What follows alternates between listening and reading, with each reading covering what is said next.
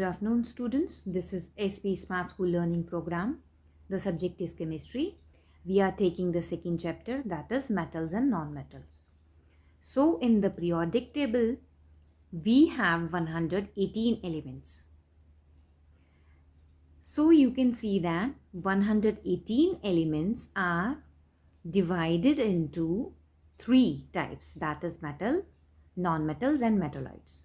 And out of 118 elements, we have 94 naturally occurring elements.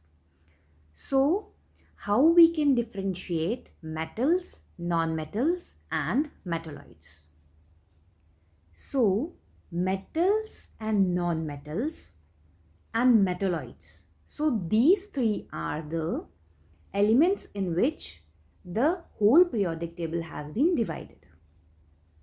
Metalloids are the elements which have the properties of metals as well as the non-metals. So how we can differentiate metals, non-metals and metalloids?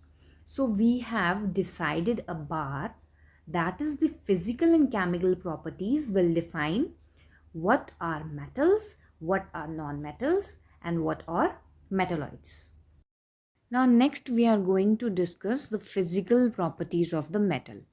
How the metals can be differentiated by just seeing the physical appearance of the metals. So we are going to discuss the physical properties of the metal. First, that the metals are generally opaque and lustrous. Metals are good conductor of heat and electricity. Opaque and lustrous, what are they mean? So opaque is a substance which do not allow light to pass through them. And lustrous means the metals have a shiny appearance. For example, gold, silver, copper, iron. So the metals are opaque. They have shiny surface. Okay. And the third point is that they reflect light. Okay. And the fourth point is they conduct heat and electricity. Now next what we are going to discuss is hardness of the metal. So metals are generally very hard. For example, copper, iron, silver, etc. Whereas some metals are soft. For example, sodium and potassium. So the example of sodium is that they can be cut through a knife. So they are very soft. Second is your strength. Strength means the metals are generally very strong. They have very strong tensile strength.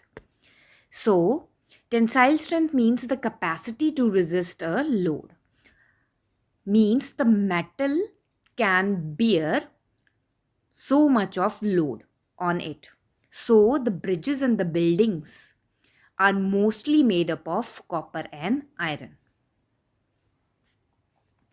Next point we are going to discuss is the potassium and the sodium are the exception of this tensile strength. Next, what is the state in which the metals appear?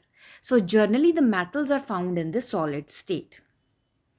And exception of this is the mercury. The mercury exists in the liquid state at room temperature. Next property is the sound. So the metal produces a sound when hit. This property is known as the sonorous property of the metals. The sound they produce is called as the metallic sound.